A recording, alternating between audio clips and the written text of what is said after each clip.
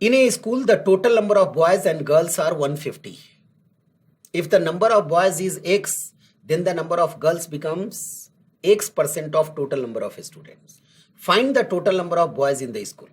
ये प्रश्न में ये दिया गया है कि एक स्कूल में बॉयज और गर्ल्स की कुल संख्या 150 है, मतलब कुल विद्यार्थियों की संख्या 150 है।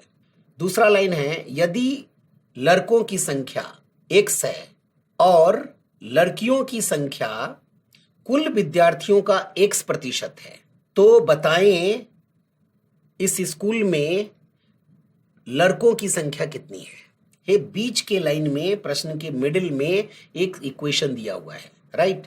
तो आइए इस प्रश्न को हम आगे बढ़ाते हैं, सॉल्यूशन देखते हैं। तो बॉयज और गर्ल्स की कुल संख्या X है और बॉयज की संख्या भी दिया है। देखो ये नंबर ऑफ बॉयज क्वेश्चन में दिया हुआ है X और बॉयज और गर्ल्स टोटल 150 दिया हुआ है, तो नंबर ऑफ गर्ल्स हो जाएगा, कुल विद्यार्थियों की संख्या 150 है, तो नंबर ऑफ गर्ल्स हो जाएगा 150 minus X, 150 minus X।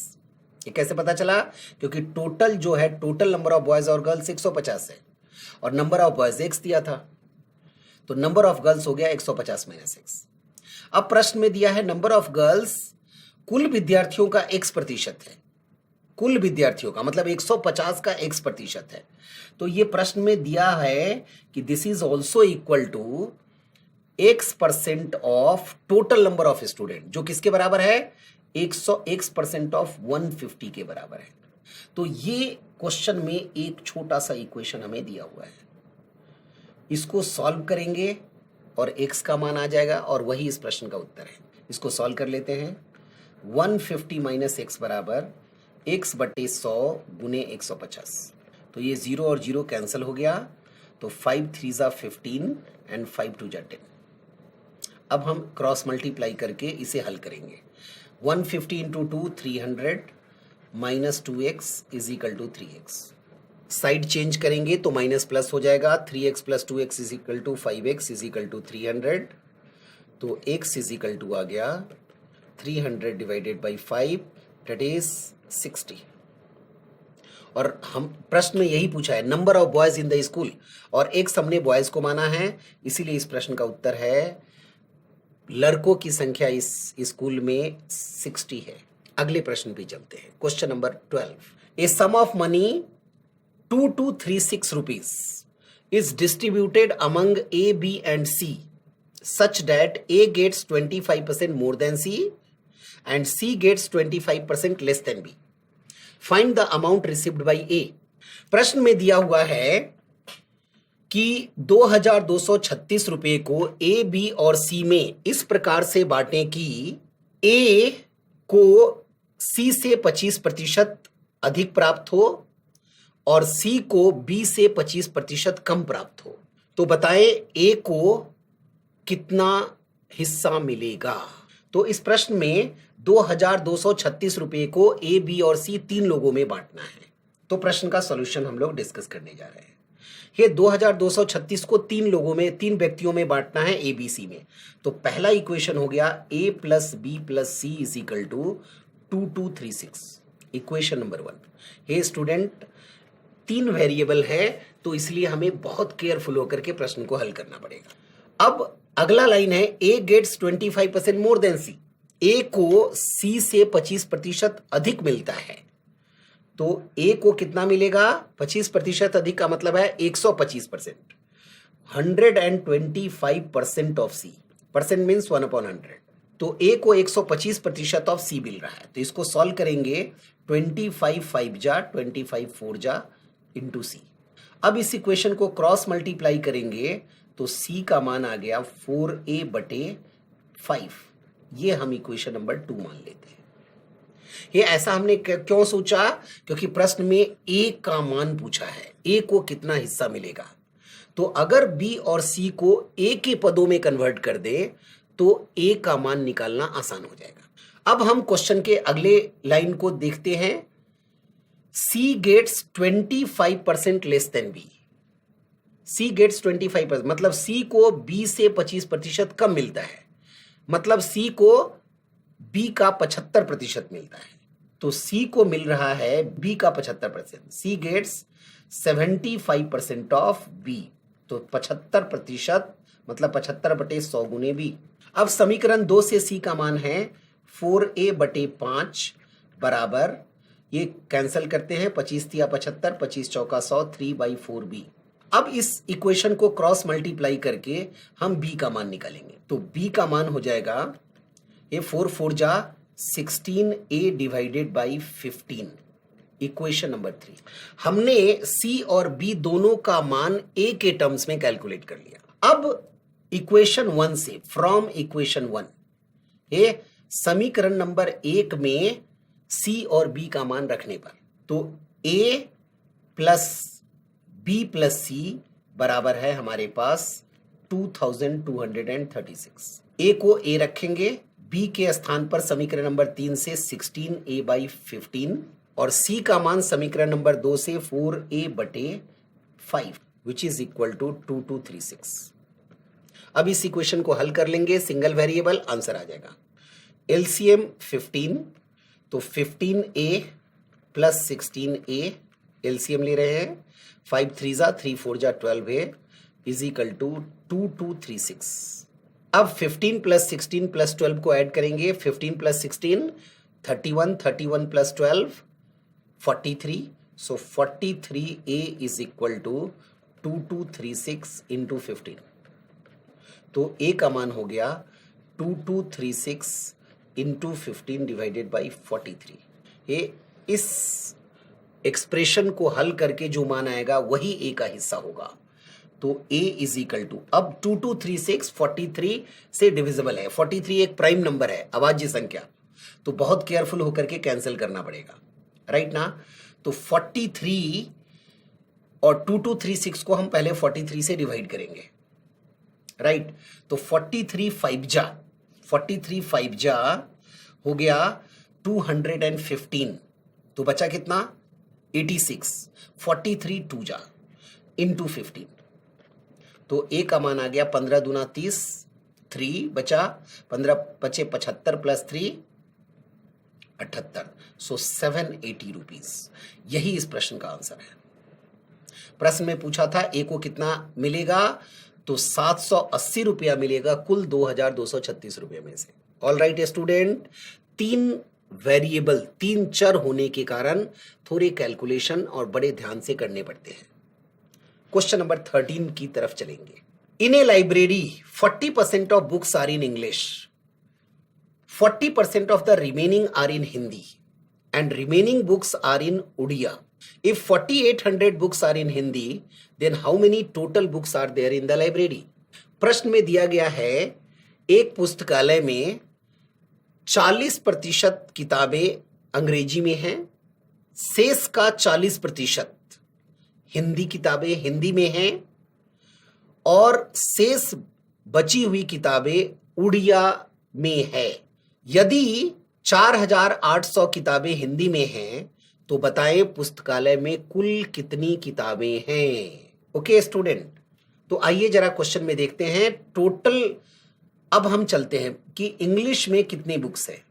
English की जो किताबें हैं वो परसेंटेज में 40%। दूसरे लाइन में लिखा है 40% of the remaining are in Hindi, तो हिंदी की जो किताबें होंगी वो शेष बची हुई है 60%, तो 60% का 40%, तो 40% ऑफ 60%। ये शेष बची हुई 60% है और उसका 40% हिंदी है, तो 40% ऑफ 60, तो 4 6 जा 24, मतलब 24% किताबें जो होंगी वो हिंदी की किताबें होंगी। कैसे हमने निकाल लिया, 40/100 इंटू 60/100 इंटू 100।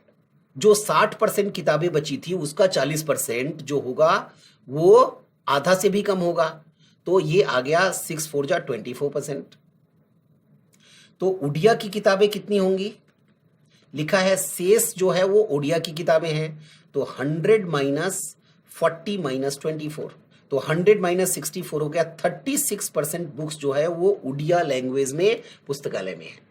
अब प्रश्न के आखिरी लाइन में है यदि पुस्तकालय में 4800 किताबें हिंदी में हैं तो कुल कितनी किताबें हैं पुस्तकालय में।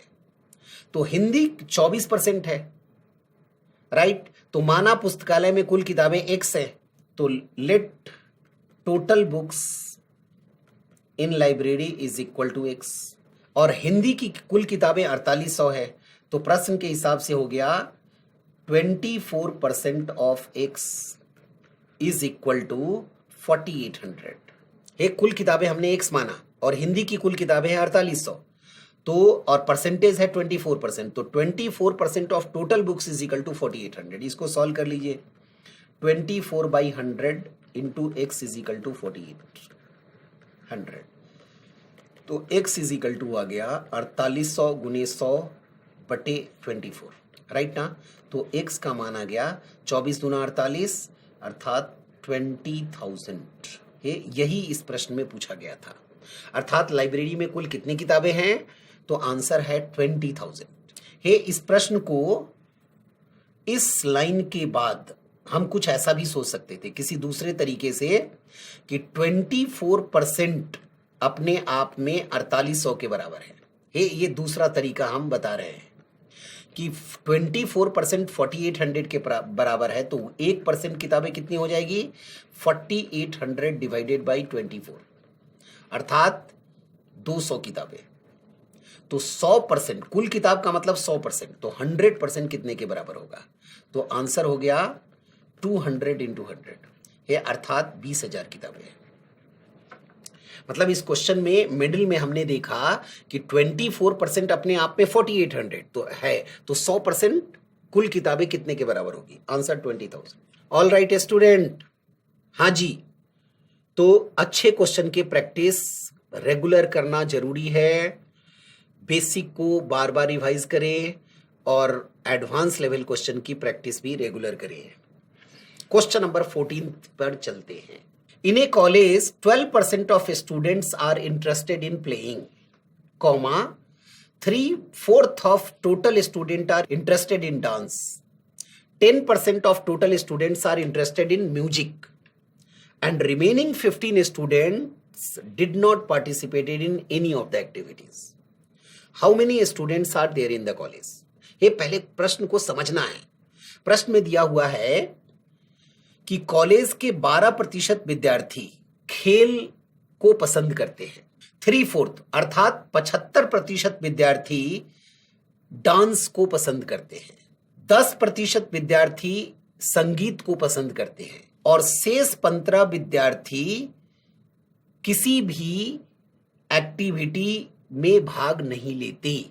तो बताएं कॉलेज में कुल कितने विद्यार्थी हैं, ये प्रश्न में दिया हुआ है। अच्छा, प्रश्न में जो है एक प्लेइंग है, एक वेराइटी मतलब एक खेल है, दूसरा डांस है, तीसरा म्यूजिक है और चौथा है कि कुछ विद्यार्थी किसी भी खेल में किसी भी एक्टिविटीज में भाग नहीं लेते हैं। तो अब प्रश्न को हल करने जा रहे हैं। प्ले मतलब खेल में कितने प्रतिशत हिस्सा लेते हैं, 12% विद्यार्थी हिस्सा लेते हैं। डांस में 3/4 का मतलब 75% विद्यार्थी जो है वो डांस में हिस्सा लेते हैं। तीसरा है म्यूजिक संगीत, और प्रश्न में दिया है म्यूजिक में 10% विद्यार्थी हिस्सा लेते हैं और कुछ विद्यार्थी 15 विद्यार्थी किसी भी चीजों में हिस्सा नहीं लेते। इसका टोटल निकालते हैं, तो ये जो टोटल हो गया 12 + 75 + 10, तो 12 + 75 87, 87 + 10 97%, अर्थात 97% विद्यार्थी या तो खेल में रुचि लेते हैं या डांस में या संगीत में रुचि लेते हैं। तो शेष कितना प्रतिशत बचेगा, तो शेष हो जाएगा 100 - 97 अर्थात 3%। तो प्रश्न के अनुसार 3% विद्यार्थी है जो किसी भी एक्टिविटी में हिस्सा नहीं लेते और जो अपने आप में 15 के बराबर है। तो पूछा है कॉलेज में कुल कितने विद्यार्थी हैं, तो माना टोटल स्टूडेंट कॉलेज में x है, तो प्रश्न के अनुसार 3% of x is equal to 15। ये प्रश्न में दिया हुआ है। ये प्रश्न को आप ऐसे भी हल कर सकते हो, 3% 15 के बराबर है तो 100% कितने के बराबर है, आंसर आ जाएगा। तो अब इस समीकरण को हल कर लिया जाए, 3/100 into x is equal to 15, तो x बराबर हो गया 1500/3 अर्थात 500। तो प्रश्न के हिसाब से इस क्वेश्चन का आंसर आ गया कॉलेज में कुल 500 विद्यार्थी है। So option B 100% correct answer. All right, अगले क्वेश्चन पे चलते हैं। Question number 15 for practice. There were 2 candidates in an election. 7,500 votes are polled. Out of these, 20% of the votes are invalid. If first candidate gets 55% of valid votes, then how many valid votes received by second candidate? प्रश्न में दिया गया है कि एक चुनाव में 2 candidate हिस्सा लेते हैं और 7500 वोट इस चुनाव में डाला गया, जिसमें से 20% मत अवैध घोषित कर दिया गया। यदि पहले कैंडिडेट को वैध मतों का 75% मत मिलता है तो बताएं दूसरे कैंडिडेट को कितने वैध मत मिले। तो आइए इस क्वेश्चन को हल करते हैं। कुल 7500 टोटल वोट्स जो है, प्रश्न में कुल मत जो डाले गए, टोटल वोट्स जो डाले गए वो है 7,500 और इसमें से 20% इनवैलिड मतलब अवैध घोषित कर दिया गया।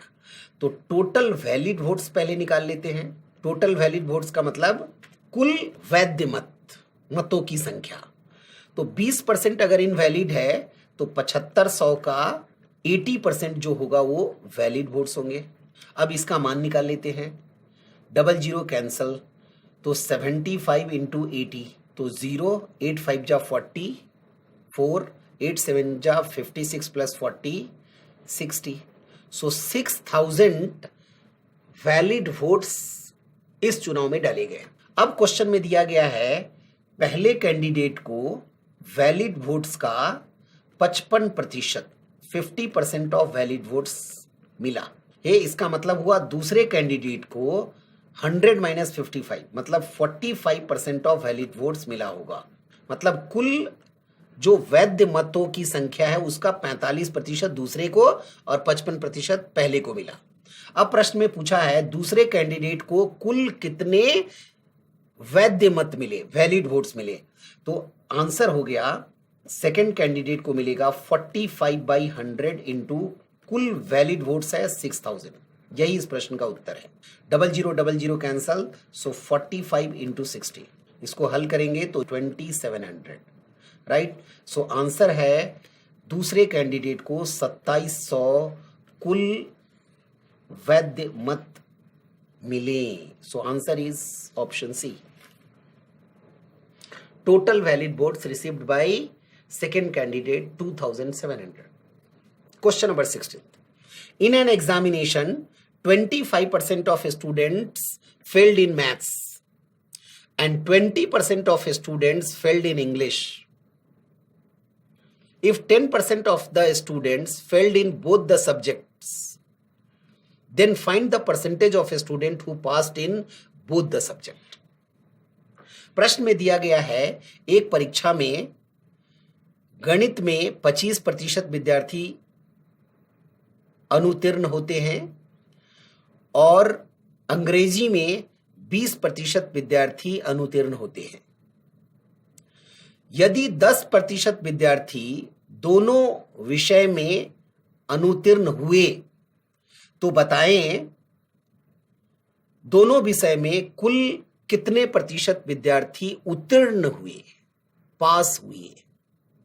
इस प्रश्न में हमने देखा कि 2 सब्जेक्ट है, मैथ्स और इंग्लिश। तो अगर इस प्रश्न को वेन डायग्राम की मदद से हल कर लिया जाए तो बहुत ज्यादा आसान होगा।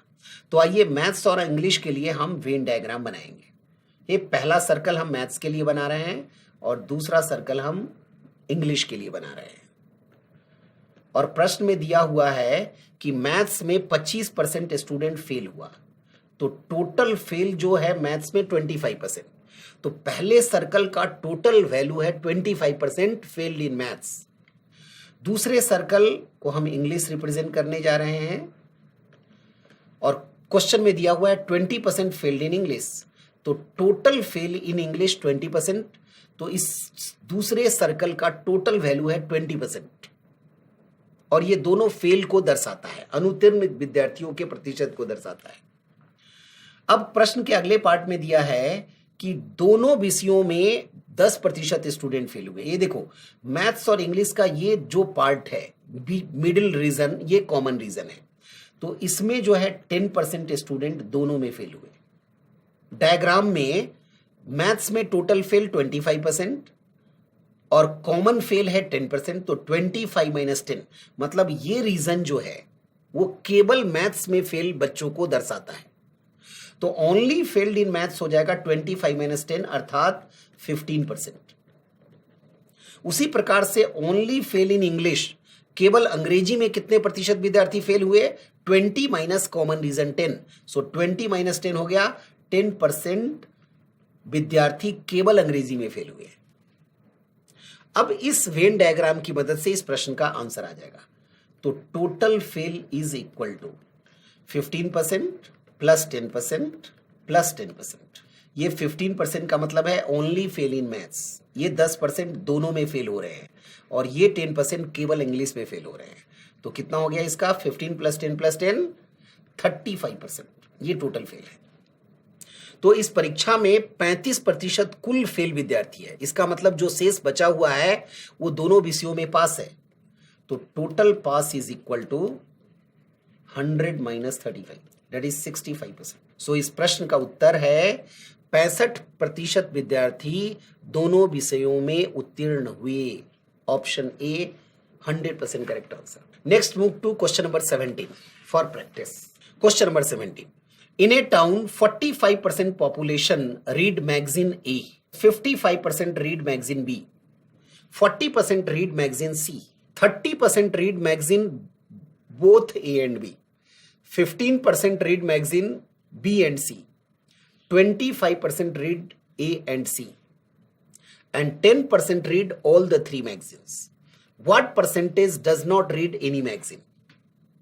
प्रश्न में दिया हुआ है एक शहर में 45% जनसंख्या पत्रिका ए पढ़ते हैं, 55% पत्रिका बी पढ़ते हैं, 40% व्यक्ति पत्रिका सी पढ़ते हैं, 30% व्यक्ति ए और बी दोनों मैगजीन पढ़ते हैं, 15% व्यक्ति बी और सी पत्रिका पढ़ते हैं, 25% व्यक्ति ए और सी दोनों पत्रिका पढ़ते हैं, और 10% व्यक्ति तीनों प्रकार के पत्रिका पढ़ते हैं।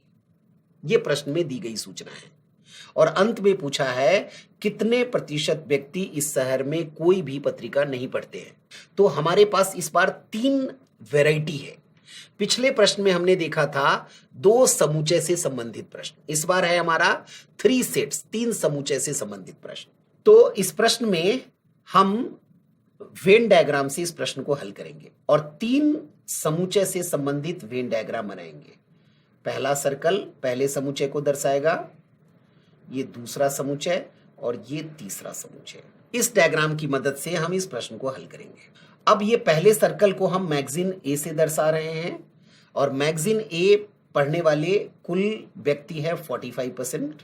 दूसरे सर्कल को हम मैगजीन बी से दर्शाने जा रहे हैं, और 55% व्यक्ति पत्रिका बी पढ़ते हैं। तो दूसरे सर्कल का कुल मान है 55%, और तीसरा पत्रिका है सी, तीसरा सर्कल, और 40% व्यक्ति मैगजीन सी पढ़ते हैं। अब हम इस क्वेश्चन में सबसे पहले तीनों पढ़ने वाले व्यक्तियों, ये जो रीजन है, ये तीनों पढ़ने वाले ए बी सी तीनों पढ़ने वाले हैं, और प्रश्न में दिया हुआ है 10% व्यक्ति तीनों पत्रिका पढ़ते हैं। तो यहां पे हम 10% अंकित करेंगे, तीनों पढ़ने वाले। अब हम ए और बी, केवल ए और बी पढ़ने वाले की संख्या निकालेंगे। देखिए, ये 30% व्यक्ति ए और बी दोनों पढ़ते हैं। अब इस डायग्राम में ध्यान से देखने से पता चल रहा है कि ए और बी दोनों पढ़ने वाले हैं 30%, लेकिन ये जो रीजन है ये केवल और केवल ए और बी पढ़ने वाले हैं। तो यहां पे कितने हो जाएंगे? 30 - 10 अर्थात 20%। हे स्टूडेंट, ध्यान से देखना, यही पॉइंट सबसे ज्यादा इंपॉर्टेंट है। ए और बी दोनों पढ़ने वाले है 30%, तो 20 + 10 दोनों को मिलाएंगे तो ए और बी दोनों पढ़ने वाले व्यक्तियों की संख्या पता चल जाएगी।